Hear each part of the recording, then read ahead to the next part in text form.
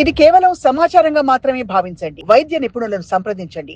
పూర్వం మనం ఇప్పుడన్నీ non stick ప్యాన్స్లో అట్లా నూనె తక్కువ ఆరోగ్యకరం అనుకుంటాం.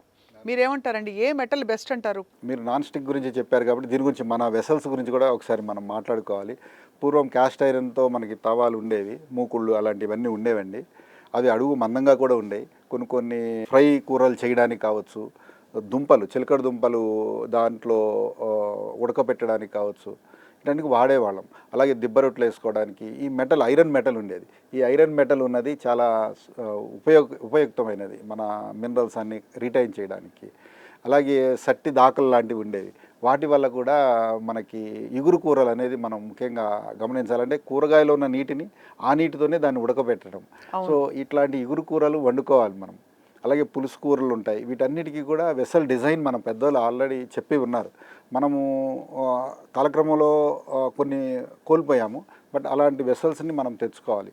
నాన్ స్టిక్ అన్నిటికీ సొల్యూషన్ కాదు. ఏదైనా ఒక మనకి పాతకాలపు క్యాస్ట్ ఐరన్ది కావచ్చు, ఇలాంటి వాటితోనే వండుకోవడం మంచిది. దోశలు అట్లు వేసుకోవడానికి నూనె లేకుండా వేసుకోవడానికి వెసులుబాటుగా ఉండేలాగా నాన్ స్టిక్ తెచ్చుకుంటున్నారు. బట్ మీరు అన్నట్టు అసలు పెనం మీద, అసలైన పెనం మీద కాల్చిన అట్లు డిఫరెంట్గా ఉంటాయి, టేస్ట్ కూడా. అలాగే దోశ పలచగానే ఉండాలని అనుకోవద్దు. రుచి కోసం ఏదో పేపర్ రోస్ట్ దోశ ఏదో వేస్తారు, కానీ మందంగా వేసుకుంటే చక్కగా ఊడొస్తుంది. అలా కూడా చేసుకోవచ్చు. అలాగే బియ్యము పర్సంటేజ్ని మార్చుకోవడం ద్వారా కూడా దోశలు సులువుగా ఊడి వస్తాయి. ఫెర్మెంట్ అయితే కూడా ఇంకా బాగా వస్తాయి. బాగా, అవును, రైట్. అలాగే పళ్ళ గురించి మాట్లాడదామండి. పళ్ళు ఏ పళ్ళు అయితే ఇంట్లో పండించుకునే ప్రసక్తి ఉండదు, బికాజ్ దానికి కావాల్సిన దాని తీరు వేరు.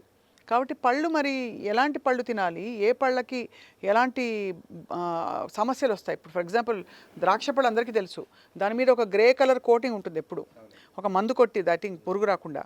దాన్ని ఎలా తీయించాలి మనం తినేటప్పుడు? సహజమైన ద్రాక్ష పండుకి పైన ఒక కోటింగ్ సహజంగా ఉంటుంది. అది ఈస్ట్ అండి, అది చాలా మంచిది కూడా. అయితే అది మందు కొడటం వల్ల వచ్చిన కోటింగ్ అయితే అది చెడ్డది. అది ఎలా చెప్పాలి వ్యత్యాసం? అయితే వ్యత్యాసం అంటే బయలాజికల్గా టెస్ట్ చేస్తేనే అది ఈస్టా లేకపోతే డస్టా అనేది తెలుస్తుంది. సహజంగా అయితే ఏదైనా అందులో షుగర్ కాంటెంట్లు అయితే సుక్రోజ్ లాంటివి ఎక్కువ ఉన్నప్పుడు ఈస్ట్ సహజంగా కొంత వస్తుంది. విప్ప పువ్వు కావచ్చు, ఈ ద్రాక్ష కావచ్చు, సహజంగా ఈస్ట్ దాని మీద ఉంటుంది. రైట్.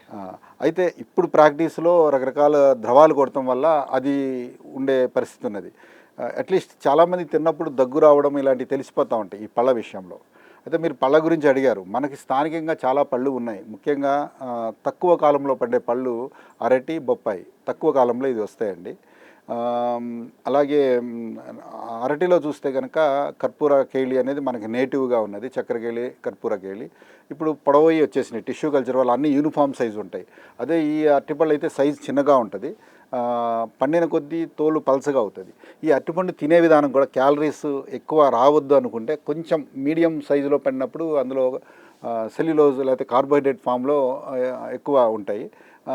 పండిన కొద్దీ బాగా స్వీట్ వస్తుంది కదా, అప్పుడు క్యాలరీస్ ఎక్కువ వస్తాయి. అంటే క్యాలరీ కాన్షియస్గా తినేవాళ్ళు కూడా దీన్ని మార్చుకోవచ్చు. అలాగే అరటిపండుని తినడం ఎప్పుడైనా పొద్దున మధ్యాహ్నం తినాలి, రాత్రి తినవద్దని మన పెద్దలు చెప్తారండి, ఎక్కువ క్యాలరీస్ ఉన్నది లేకుండా అలా తినమని. అయితే మనకి సహజంగా దొరుకుతున్నది అరటిపండు, బొప్పాయి, జామ. ఈ మూడు మనకి సరిపోతాయి. ఇవి మూడు సులువుగా పండుతాయి కూడా. ముఖ్యంగా అరటి, బొప్పాయి సంవత్సరం లోపే పండుతుంది. జామ అయితే 3 సంవత్సరాలకు వస్తుంది. మామిడి 5 సంవత్సరాలకు వస్తుంది. ఇవన్నీ మనకి సహజంగా దొరికే పళ్ళు. అయితే ఇప్పుడు ట్రెండ్ ఎలా ఉందంటే ఎక్సోటిక్ ఫ్రూట్స్ అని చాలా వస్తున్నాయి. అవి నేను పేర్లు కూడా చెప్తాను. కివి, డ్రాగన్ ఫ్రూట్, అవును, వీటితో పాటు ఆఫ్ కోర్స్ మనకి పర్సిమోన్, ఇలాంటివన్నీ మరి లోకల్గా పండేవి కాదంటారు. అవునండి, అవకాడోలు చాలా వస్తున్నాయి. ఇవన్నీ లోకల్గా పండేవి కాదు. లోకల్గా పండినప్పుడు ఏమవుతుందంటే ఇంపోర్ట్ చేస్తున్నారు. ఇంపోర్ట్ చేయడం వల్ల ధర ఎక్కువ ఉంటుంది. అలాగే అందరికీ పండించే అవకాశం లేదు. ముఖ్యంగా స్థానికంగా మన రైతులు మన జియోగ్రఫీ ప్రకారం పండించే పంటలు ఏవైతే బొప్పాయి, జామ, అరటి ఉన్నాయో ఇవి మనకి స్థానికంగా రైతులు పండిస్తారు. తక్కువ ధరలో దొరుకుతాయి. ఇక్కడ భూమిలో పోషకాలను తీసుకుని అవి మనకి ఇస్తున్నాయి.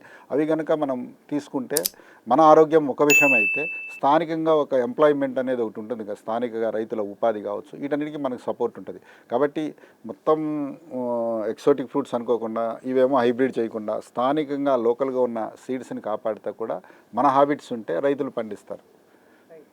పేదవాడి పక్షాన నిలబడతాం, ప్రజా గొంతుకై నినదిస్తాం. వాయిస్ ఆఫ్ వాయిస్లెస్, తెలుగువారి మనస్సాక్షి, సాక్షి టీవీ. సాక్షి టీవీ ప్రసారాల కోసం మీ స్థానిక కేబుల్ ఆపరేటర్ను వెంటనే సంప్రదించండి.